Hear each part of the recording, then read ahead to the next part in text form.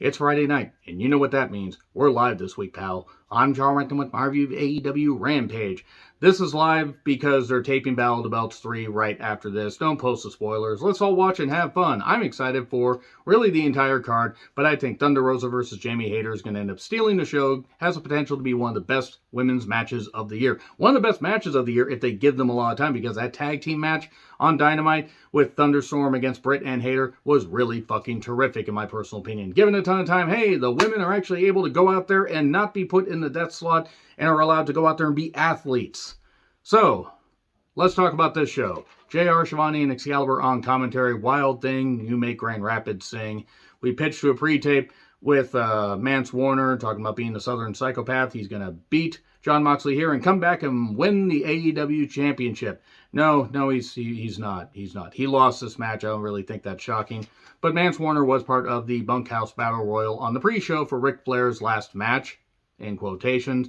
And I just want to say right now that nothing against Mance Warner, but they involved way too many GCW fucks like Nick Gage and Joey Janela, and the fact that they booked AJ Gray on one of their shows a number of days after he was exposed as hitting on a minor. Yeah, fuck Game Changer Wrestling. Fuck you, Brett, the guy, whatever the fuck the guy's goddamn last name is. Lauderdale, I think. Yeah, put him down Lauderdale. Put him down fucking Alcatraz as far as I'm concerned. You're going to book somebody that hit on a fucking minor and knew she was a fucking minor. Yeah, don't book pieces of shit like that for your goddamn garbage championship wrestling promotion.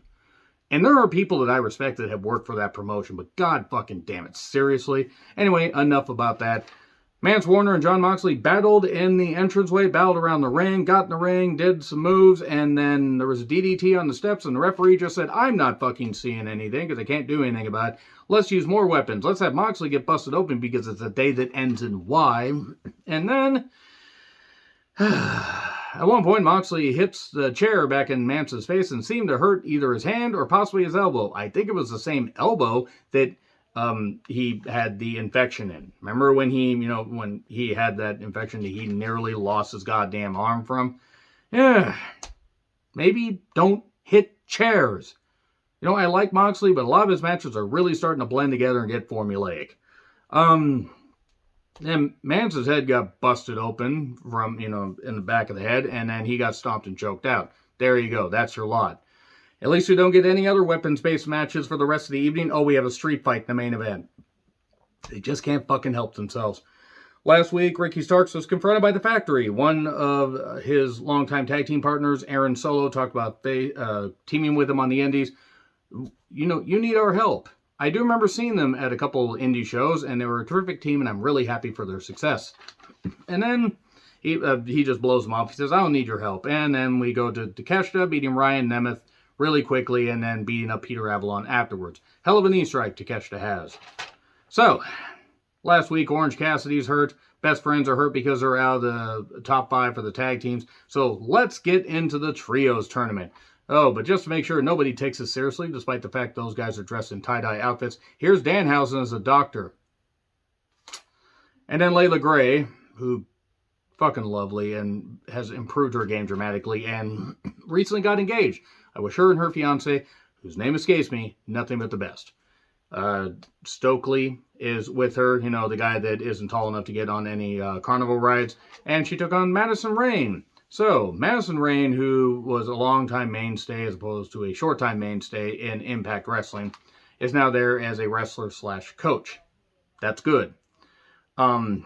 I do love me some Layla, and I think if this match had been about 5 minutes, it probably would have been better. It's not that Layla shouldn't get featured more. She has improved. But if they want to get Madison over as somebody that's a veteran that should have been able to handle herself, they should have done so. Or maybe put her against somebody other than Layla. And then you can do this other thing where like Layla and Kira try to attack her and stuff like that.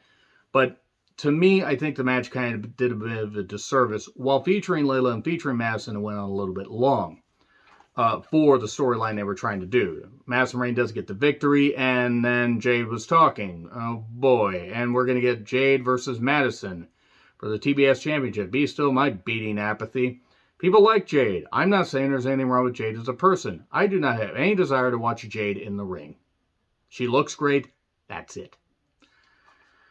So, video package on the Lucha Bros versus Rush and Andrade El Olio. It's going to be Lucha Rules. How is it any different than any other Lucha Bros match? I don't know. Battle of the Belts 3 rundown, Quake by the Lake, which I swear was a Vern Gagne event that he never got a chance to use. If they don't have Jon Moxley retain over Chris Jericho, that's pretty much the end of the credibility of the AEW Championship, interim or not. Swerve in Our Glory, Swerve Strickland and Keith Lee took on Tony Nese and Josh Woods. I've only seen a bit of Josh Woods' work. I'm impressed with his work. This did not really do anything for him outside of maybe one spot. Sterling was there, because of course he fucking was. Friday Night Street Fight, all because Josh Woods took Lee out, pronouns pal, backstage while Swerve was beating up Nese and Sterling. So they had a fight with a whole bunch of weapons, because it's not like we hadn't seen that in the last hour already. Tables are broken. We had whey protein powder used, none that Michael Elgin allegedly stole. And just more garbage. I'm sorry, but these are some talents here, and you're just going to do the same goddamn stuff where you're just going to use weapons, no psychology, no nothing. The street fight thing is just fucking dead. It doesn't really mean anything anymore. And a table German suplex that Lee went through, and then Sterling went through the table at one point, and then we got to stomp on a whole bunch of chairs, and Swerve got the victory 1, 2, 3.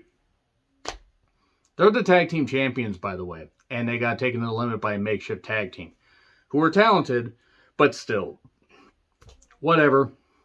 Yeah, there really wasn't a whole lot to Rampage. Let me know your thoughts in the comments. Like, share, subscribe. Twitter handle in the description. I'm John Rickland. I'll see you soon.